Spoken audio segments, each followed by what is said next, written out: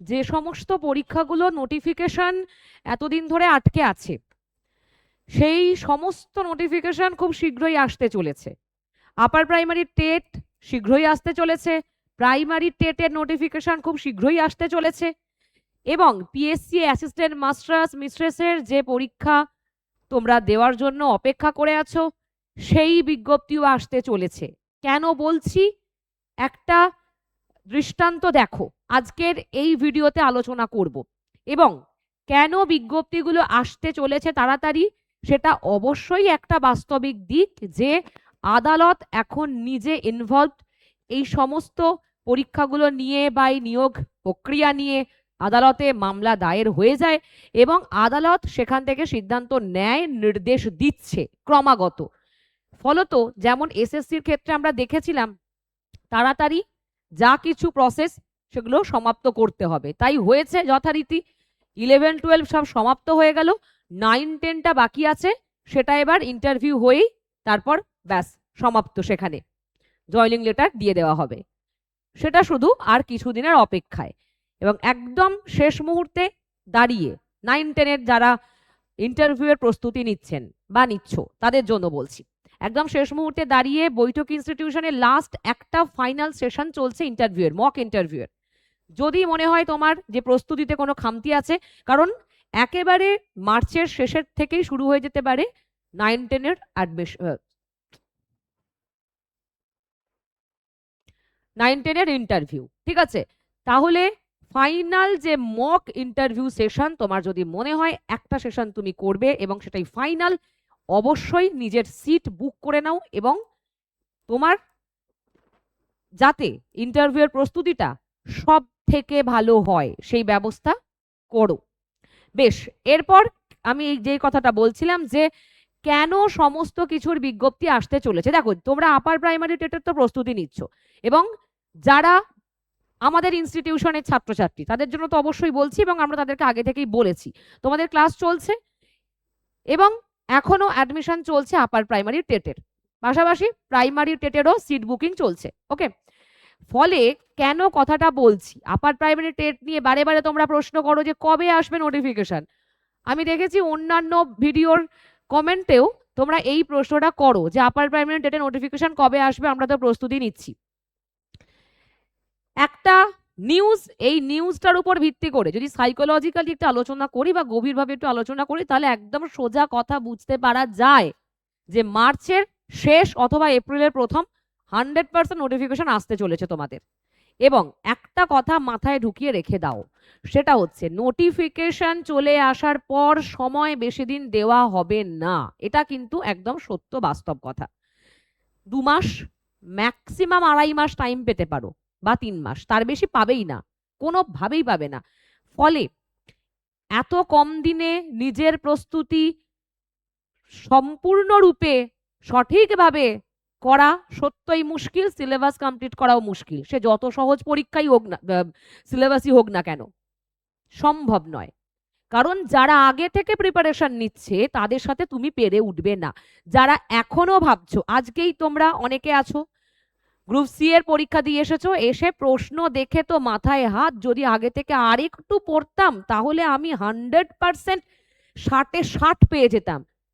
এই আফসোসটা আজকে হচ্ছে তো, কারণ সে হয়তো 15 দিন আগে, 10 দিন আগে, 20 দিন আগে পড়া শুরু করেছে।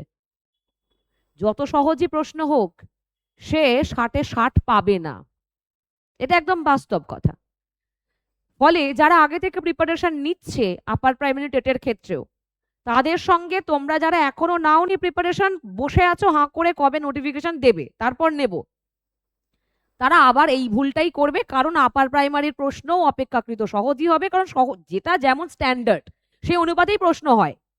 আসলে অনেকদিন পরীক্ষা হয়নি বলে তোমরা ভুলে গেছো, আমরা অনেকদিন তো পরীক্ষাই দেখিনি, এই যে সেই 16 হয়েছে তারপর থেকে দেখিনি তো, সুতরাং আমার তো প্রশ্নই দেখিনি, আগের প্রশ্নই দেখেছি। এবার বাস্তবিক দিক থেকে এইগুলো স্ট্যান্ডার্ড যেমন, সেই অনুযায়ী প্রশ্ন ঠিকই আছে, কম বেশি এদিক ওদিক হচ্ছে। এবার তখনও আপার প্রাইমারি টেটে গিয়েও তোমাদের এইটা মনে হবে যে পরীক্ষা যখন দেবে, পরীক্ষা যখন হবে পরীক্ষা তো দেবে, তখনও মনে হবে যে এই রে, যদি একটু আবার একটু আগে থেকে প্রিপারেশনটা নিতাম আমি সবটাই পারতাম, আমার অনেকটা নাম্বার টেটে উঠে যেত। টেট ওয়েটেজ মানে তো ওদিকে নাম্বার তোমার বাড়ছে। তাহলে এবার একটা বিষয় ভাবো যে তখন ওই আফসোস করবে কি, নাকি এখন থেকে প্রস্তুতিটা নেবে? যেই বুদ্ধিমান, যারা বুদ্ধিমান, কারণ এখন তোমরা একটা ফ্লো এর মধ্যে আছো। আমি বারবার এই কথাটা তোমাদেরকে বলছি। পরপর পরীক্ষা আসছে, পরপর পরীক্ষা আসছে। আপার প্রাইমারি টেট তোমরা ডিএলএড বিএড সবাই দিতে পারছো। ফলে পরপর যখন পরীক্ষা আসে দেখবার এই পরীক্ষাগুলোর প্রায় একই রকম, যেহেতু তোমার সাবজেক্ট অথবা তোমার চাইল্ড সাইকোলজি, চাইল্ড পেডাগজি, এই টাইপের বিষয় একটা পড়াশোনার মধ্যে থাকলে যেটা হয়, তোমরা সব সময়তে এগিয়েই থাকবে পড়াশোনার দিক থেকে, স্বাভাবিক। কারণ এখন তোমরা আর জানো যেহেতু সামনে পরীক্ষাগুলো আসছে, এবার একটা লক্ষ্য স্থির থাকলে সেখানে তো সুবিধা হয়, সবাই জানে সেটা। কারণ না হলে আমি আজকে নিচ্ছি প্রস্তুতি, কবে পরীক্ষা হবে কেউ জানি না, সুতরাং সেক্ষেত্রে অসুবিধা হয়। কিন্তু সামনেই আমার পরীক্ষা আসছে, আমি যখন শিওর, তাহলে আমার প্রস্তুতিটা খুব ভালোভাবে এবং চলমান হয়, গতিতে চলে, তাই তো? ফলত দেখো একটা বিষয় সত্যি, যাদের upper primary TET, primary TET মোটামুটি লক্ষ্য, লক্ষ্য বলবো নাকি প্রয়োজন বলবো সেটা তোমরাই বলবে। কারণ চাকরি প্রয়োজন, শুধু আমার টেট কোয়ালিফাই লক্ষ্য নয়, চাকরির প্রয়োজন আছে। তোমার সামাজিক সম্মান থেকে শুরু করে, আর্থিক অবস্থা থেকে শুরু করে, বাবা মার স্বপ্ন পূরণ থেকে শুরু করে এভরিথিং ওই একটা চাকরি, সরকারি চাকরি তোমাকে দিতে পারে। বুঝতেই পারছো? আবার পাশাপাশি যদি এটাও বলি, রাজ্য সরকার পে কমিশন বাড়াতে চলেছে, সুতরাং সব দিকেই লাভ সরকারি একটা চাকরি পেলে। সেই সরকারি চাকরিটা যদি নিজের করতে হয়, তার জন্য তো একটু পরিশ্রম তোমাকে করতে হবে। আগে থেকে প্রস্তুতি নিতে হবে, আগে থেকে ভাবতে হবে, দিনের দিন ভাবলে হবে না। আগে থেকে ভাবো, আগে থেকে প্রস্তুতি নাও, ক্লাস শুরু করে দাও। মনে হলে নিজে প্রস্তুতি নেবে, নিজে বাড়িতে নোট রেডি করো, পড়ো, প্রস্তুতিতে থাকো, পড়াশোনায় থাকো। আর যদি মনে হয় যে বৈঠক ইনস্টিটিউশনে আমি ক্লাস করব, আমি নাম এনরোল করব, আমি সমস্ত notes, recorded class, regular mock test সমস্ত কিছু পাবো, আমি স্মার্ট ওয়ার্ক করব, কারণ আমি শুধু পড়বো, আমি শুধু পড়বো, নোট তোমাকে এখান থেকে দিয়ে দেওয়া হবে, রেগুলার মক টেস্ট তোমাকে এখান থেকে দেওয়া হবে, রেগুলার ক্লাস, রেকর্ডেড ক্লাস, খেতে খেতে এমনি অবসর সময় যখন ইচ্ছা তুমি রেকর্ডেড ক্লাস দেখছো, রিভিশন করছো, তাই তো? যদি তোমার এটা মনে হয় তাহলে অবশ্যই নিজের নাম এনরোল করে নাও। এবার যে মেন পয়েন্টটাই আমি আসবো, সেটা হচ্ছে যে এই যে ভিডিওটা দেখতে, যেটা স্ক্রিনে দেখতে পাচ্ছ তোমরা, এই ভিডিওটা কেন করছি? এটা কিন্তু আপার প্রাইমারি রিলেটেড ভিডিও। কারণ দেখো এখানে কি আছে, শিক্ষক নিয়োগ না করলে জেলে, উচ্চ প্রাথমিক নিয়ে রাজ্যের ভূমিকায় ক্ষুব্ধ আদালত। ওকে, বিষয়টা এখানে কি দেখো, মূল যে বিবাদ সেটা হচ্ছে যে আপার প্রাইমারি সেই হয়েছিল 2016-তে, তারপর আর পরীক্ষা হয়নি। এবার এখন যে মূল বিবাদটা কি চলছে, আদালতে এই আপার প্রাইমারির নিয়োগ নিয়ে অলরেডি মামলা হয়েছিল, অনেক দিন থেকে চলছে, অনেক বছর থেকে চলছে। এবার এখন যেটা বিষয়, আদালত বলছে কমিশনকে যে এতদিন বসে থাকার দরকার কি, নিয়োগ করছেন না কেন মুখ্য সচিব বা চেয়ারম্যান, সকলকেই এই প্রশ্ন, যে বসে আছেন কেন, নিয়োগ করছেন না কেন? কারণ শূন্য পদ 5401, আর যোগ্য প্রার্থী আপার প্রাইমারি নিয়োগের জন্য যারা বসে আছে, অপেক্ষায় আছে, তাদের সংখ্যাটা কত জানো? সেটা হচ্ছে 1241। ঠিক আছে, 1241। তাহলে শূন্য পদ এতজন প্রার্থী, যোগ্য প্রার্থী। ঠিক আছে, তাহলে কি নিয়োগ কেন হচ্ছে না? কারণ শূন্য পদ এত, স্কুলগুলোর অবস্থা কি, প্রয়োজন নিয়োগের। আগের কাউন্সিলিং এ অনেকে উপস্থিত ছিলেন না, অথবা অনেকে চাকরি পেয়েও ছেড়ে দিয়েছেন। তাহলে তো এই প্রার্থীদের নিয়োগ হচ্ছে না কেন, এই যোগ্য প্রার্থীরা, এইটা আদালত জানতে চাইছে। এবার রাজ্য সরকারের যে অ্যাডভোকেট জেনারেল, তারা আসলে অন্যভাবে আদালতে বিষয়টা বলার চেষ্টা করছিল, যে তারা এই মামলা অন্য কোনো জায়গায় বা বেঞ্চে আবার নতুন করে আপিল করতে পারে। কিন্তু যেহেতু বিচারপতি তপব্রত চক্রবর্তী এবং বিচারপতি পার্থসারথী চট্টোপাধ্যায় খুব স্ট্রিক্টলি হুঁশিয়ারি দিয়েছে বলা যায় যে যেহেতু যোগ্য প্রার্থী এবং শূন্য পদও আছে, তাহলে গড়িমসি কেন, নিয়োগটা করুন। ওকে, তারপরে আদালতের ক্ষোভ এই জায়গাতেই যে ওই একই কথা, শূন্য পদ থাকা সত্ত্বেও নিয়োগ কেন করছেন না, সমস্যা কোথায়, এই প্রশ্ন। কিন্তু এই প্রশ্ন শুনেই বা এই অবস্থান দেখে বিচারপতিদের, জেনারেল, রাজ্যের অ্যাডভোকেট জেনারেল, তারা তাদের এই যে আপিল করা অন্য জায়গায় বা বিষয়টা থেকে পিছিয়ে আসে। কারণ রাজ্য সরকার বা কমিশন নিজেই এই শূন্য পদের আপডেট দিয়েছে আদালতকে, এবং তারা বলেছিল 24শে ফেব্রুয়ারির মধ্যে তারা মোটামুটি একটা কি করবে, 24শে ফেব্রুয়ারির মধ্যে এই কার্যক্রম তারা শুরু করবে বলেছিল আদালতকে, কিন্তু সেটাও করা হয়নি। তাই একদম সহজ কথায় আদালত বলে দিয়েছে 30শে মার্চের মধ্যে যে ডেডলাইন দেওয়া হয়েছিল, 30শে মার্চ 2026, তার মধ্যে যদি নিয়োগ না করা হয় তাহলে আদালত অবমাননার জন্য তাদেরকে বিবেচনা করা হবে। সুতরাং এই যে 30শে মার্চ 2026 এর মধ্যে নিয়োগ 100% হচ্ছে এই প্রার্থীদের 1241, এর পরে যে সংখ্যাটা পড়ে থাকছে অর্থাৎ 1241 তো খুব একটা ঠিকঠাক সংখ্যা নয়, তাই তো? এতগুলো স্কুল, সেই স্কুলে শিক্ষক প্রয়োজন, বসে আছে স্কুলগুলো, ধুকছে স্কুলগুলো, ফলে প্রায় 4160 মতো শূন্যপদ তারপরও ফাঁকা থাকছে। আমি ধরে নিচ্ছি 4000+ শূন্যপদ ফাঁকা থাকছে, 4200-র কাছাকাছি। তাহলে এই 4200-র কাছাকাছি শূন্য পদ যদি পূরণ করতে হয় তাহলে তো আপার প্রাইমারি টেট নিতে হবে, তারপর তো ইন্টারভিউ, তারপর নিয়োগপত্র। তাহলে খুব ক্লিয়ার একটা বিষয় হয়ে যায়। আর যেহেতু এই শূন্য পদ ফাঁকা থাকবে এবং পরীক্ষা অনেক দিন ধরে হয়নি, তাই আদালত আবার সেখানেও ইন্টারফেয়ার করবে এবং বলা হবে যে শূন্য পদ পূরণ করতে হবে, এবং না হলে আবার মামলা হয়ে যাবে, নিয়োগ কেন হচ্ছে না, কবে হয়েছে 2016-তে, তারপর কিছু হয়নি। সুতরাং বাস্তবিক দিক থেকে এই শূন্যপদ পূরণ করতে হবে, অথবা শূন্যপদ আরো বাড়বে, সেই আপডেটও দিতে হবে কমিশনকে, দিতে হবে, কারণ এত বছর কোনো রিক্রুটমেন্ট হয়নি, ফলত শূন্যপদ তো নিশ্চিত বাড়বে, সেই শূন্যপদের আপডেটও দিতে হবে কমিশনকে, এবং আপার প্রাইমারি টেট নিতে হবেই, তবেই এই শূন্যপদ পূরণ সম্ভব। এবার তাহলে কেন আমি বললাম যে প্রত্যেকটা বিজ্ঞপ্তি আসতে চলেছে, এই ঝামেলাটা মিটে গেলেই সত্তর শুরু হবে, এবার আপার প্রাইমারি টেটের নোটিফিকেশন এসে যাবে, তারপর তাড়াহুড়োতেই টেট নেওয়া হবে, বাস্তবিক এটাই। তাই বলছি যারা প্রিপারেশন নিচ্ছ তারা দ্রুত নাও, সিদ্ধান্তটা দ্রুত নাও, দেখছি হবে, ভাবছি কবে, এটা নয়।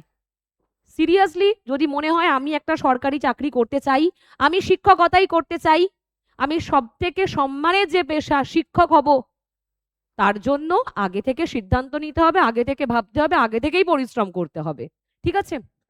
ওকে, তাহলে আদালত অবমাননার হুঁশিয়ারি কার কার ক্ষেত্রে, মুখ্য সচিব, তারপর চেয়ারম্যান ইত্যাদি সকলের ওপর সেই দায় বর্তায়, অর্থাৎ যদি এই 30শে মার্চের মধ্যে না রিক্রুটমেন্ট প্রসেসটা কমপ্লিট হয়। ওকে, চাকরি প্রার্থীদের কি দাবি? তাদেরও একই দাবি, তাদেরও দাবি হচ্ছে যে যে শূন্যপদ আছে সেই শূন্যপদের ভিত্তিতে প্রার্থী, যোগ্য প্রার্থী এটা, তাহলে তাদের কেন নিয়োগ হচ্ছে না, এবং আগের কাউন্সিলিং এ অনেকে আসেনি, তারপর অনেকে চাকরি পেয়ে ছেড়ে দিয়েছে, তাহলে কেন তাদের নিয়োগ হচ্ছে না? একই প্রশ্ন। তাহলে বর্তমান পরিস্থিতি এখন কি? বর্তমান পরিস্থিতি এখন এটাই যে 30শে মার্চের মধ্যে সমস্ত কিছু সমাপ্ত করতে হবে। আদালতের একদম সোজা কথা। 30শে মার্চের মধ্যে কমিশনকে সবকিছু ঠিক করতে হবে। করছি করব বলে অজুহাত দিলে হবে না। একেবারে সহজ কথা আদালত জানিয়ে দিল। ডেডলাইন পড়ে গেছে, সুতরাং এবার এই কাজ হতে বাধ্য। আর এরপরই বাকি শূন্য পদের আপডেট কি? তাহলেই তো আসবে নোটিফিকেশন, যেটার জন্য তোমরা বহুদিন ধরে অপেক্ষা করে বসে আছো এবং যারা বুদ্ধিমান তারা প্রস্তুতি নিচ্ছ। ফলত একটা বিষয় মাথায় রেখো, এখন আমরা হয়তো কোনো কিছু দিয়ে কোনো কিছু ভালো দিক পাই। এখন ছাত্রছাত্রীরা নিজের দাবি নিয়ে সোজা আদালতে চলে যায়, বা এখন আমাদের সোশ্যাল মিডিয়া হয়েছে, সকলে আমরা ঐক্যবদ্ধ হতে পারি। আমার দাবি তোমার সাথে শেয়ার করতে পারি, তুমি তোমার দাবি তার সাথে শেয়ার করতে পারো, গিয়ে দেখা যায় দাবিটা সবার একই জায়গা থেকে। চাকরি চাই, পরীক্ষা চাই, পরীক্ষা চাই, নিয়োগ পরীক্ষা চাই, এটাই দাবি সবার। ফলত এখন সকলে এই নিয়েই যথেষ্ট সতর্ক, সকল ছাত্রছাত্রী। সুতরাং আমরা যেটা দেখতে পেয়েছিলাম এসএসসির ক্ষেত্রে দেখলাম, বা গ্রুপ সি যে গ্রুপ ডি পরীক্ষা দেখলাম, সবই হবে, হয়ে গেল। তখনও অনেক কথা উঠছিল, কিন্তু হয়ে গেল, পরীক্ষা হয়ে গেল। 9-10 বাকি আছে, 11-12 হয়ে গেছে, গ্রুপ সি এর পরীক্ষা আজকে হয়ে গেল। কদিন পরই সবাই তার জয়নিং লেটার পেয়ে যাচ্ছে। ফলত যারা এখনো ভাবছো আপার প্রাইমারি হবে কি হবে না, হবে কি হবে না, 100 বার হবে, 100 বার হবে, এবং তার জন্য প্রস্তুতি নাও। ঠিক আছে? পাশাপাশি আরেকটি বিষয় তোমাদের জানিয়ে দিই। যেমন তোমরা অনেকেই প্রশ্ন করছিলে, কারণ এখন তো স্বাভাবিকভাবেই শুধু একটা অপশন মানুষ খোলা রাখে না, রাখলে চলেও না। অনেকগুলো, যেমন কেউ বিএড করেছো, পাশাপাশি নেটও কোয়ালিফাই করেছো বা সেট কোয়ালিফাই করেছো, তাদের জন্য তো সুযোগ আসছেই। সিএসসির নোটিফিকেশন বেরিয়ে গেছে, ফর্ম ফিল আপ চলছে কলেজ সার্ভিস কমিশনের।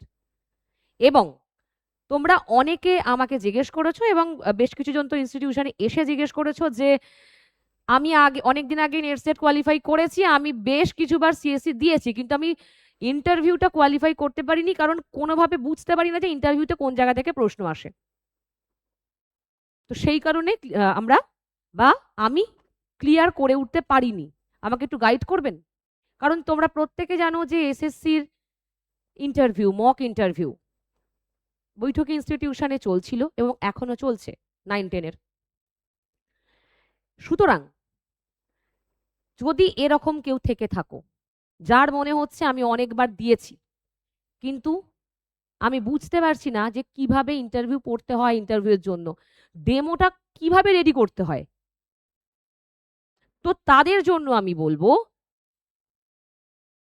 সিএসসির মক ইন্টারভিউয়ের জন্য সিট বুকিং চলছে এখন থেকেই বৈঠকি ইনস্টিটিউশনে। এখন থেকেই মক ইন্টারভিউয়ের সিট বুকিং চলছে। তোমার যদি মনে হয় যে তুমি আগেও দিয়েছো ইন্টারভিউ কিন্তু সেরকম আশানুরূপ ফল হয়নি, বা ডেমোটা ভালো করে দিতে পারোনি, বুঝতে পারোনি, তাদের জন্য বলবো যদি তোমার প্রয়োজন হয় তো অবশ্যই সিট বুক করে রাখবে, কারণ সিট সংখ্যা কিন্তু লিমিটেড। যেহেতু আমরা কোনো অনলাইনে কোনো কিছু ইন্টারভিউ নিই না, ইন্টারভিউ অনলাইনে হয় না, আমি একটা কথা প্রথম থেকে শেষ পর্যন্ত বলে এসেছি, অনলাইনে ইন্টারভিউ হয় না, সবকিছু সবার জন্য নয়। ফলে অনলাইনে অন্যান্য ক্লাস হলেও ইন্টারভিউটা অনলাইনে হয় না, কারণ তার বডি ল্যাঙ্গুয়েজ, গেস্টার, পশ্চার এগুলো দেখতে হয়, এগুলো অনলাইনে হয় কি? যেহেতু অফলাইনে, শুধুমাত্রই অফলাইনে, তাই সিট বুকিং আগে থেকে চলছে। তোমার যদি মনে হয় বা আপনার যদি মনে হয়, আপনাদের যদি মনে হয় যে এই প্রবলেম আপনি ফেস করছেন, তো অবশ্যই আপনাকে আমি বলবো যে আপনি এই সাহায্য নিয়ে দেখতে পারেন। বেশ, তাহলে এই বিষয়টা তোমাদের জানানো আমার প্রয়োজন ছিল যে তোমরা অনেকে আবার হয়তো প্রস্তুতি নিচ্ছিলে, নিতে নিতে একটু ঝিমিয়ে গিয়েছিলে, আজকে একটু চার্জ আপ হয়ে গেলে আবার, কারণ নোটিফিকেশন আসবে। PSC assistant master mistress, upper primary, primary TET, একদম খাতায় লিখে রেখে দাও। এবার এই তিনটের জন্য প্রস্তুতি যারা নিচ্ছ, চোখ বন্ধ করে প্রস্তুতি নাও, খুব শীঘ্রই সবকিছু আসছে। এবং সিএসসির জন্য যারা স্বপ্ন দেখছেন তাদের ক্ষেত্রেও একই কথা বলবো, ফর্ম ফিল আপ হচ্ছে মানে আজ নয় কাল ইন্টারভিউ অবশ্যই হবে। তাই সময় নষ্ট না করে সময়টাকে ব্যবহার করতে হবে সঠিকভাবে, সঠিক জায়গায়। এইটা মাথায় রাখলেই সবকিছু এমনি হয়ে যাবে। ভালো থাকবে সকলে। যদি কারোর কোনো প্রশ্ন থাকে অথবা কোনো রকম কোয়ারিজ থাকে, নিচে দেওয়া নাম্বার যাচ্ছে, সেখানে ফোন করো, অথবা তুমি এই ভিডিওর কমেন্টে কমেন্ট করবে, কমেন্ট বক্সে। আমি চেষ্টা করব সকলকে উত্তর দেওয়ার, অথবা আমাদের টিম তোমাদের সাথে কথা বলে নেবে, যোগাযোগ করে নেবে। ভালো থাকবে। আর যদি তোমাদের এই রকম ভিডিও মনে হয় যে তোমরা উপকৃত হও, তাহলে অবশ্যই চ্যানেলটিকে সাবস্ক্রাইব করবে ইউটিউবের, আর ফেসবুকে বৈঠকি এডুকেশনাল ইনস্টিটিউশনের যে পেজ আছে সেটাকে ফলো করে দেবে। সমস্ত নোটিফিকেশন, সমস্ত রকম এই যা কিছু ধরো অন্যান্য কলেজগুলোতে যে সমস্ত গেস্ট লেকচারার বা কোনো স্কুলে যেগুলোতে গেস্ট টিচার বা আরো যাবতীয় চাকরির যা কিছু টিচিং রিলেটেড যাবতীয় বিষয়, অথবা এএনএম জিএনএম নিয়ে যারা ভাবছো নার্সিং করবে, অনেকেই আছো, তাদেরকেও বলছি পেজগুলো ফলো করে রেখে দাও। সব রকমের নোটিফিকেশন তোমরা এখান থেকেই পেয়ে যাবে। ওকে, ভালো থাকবে।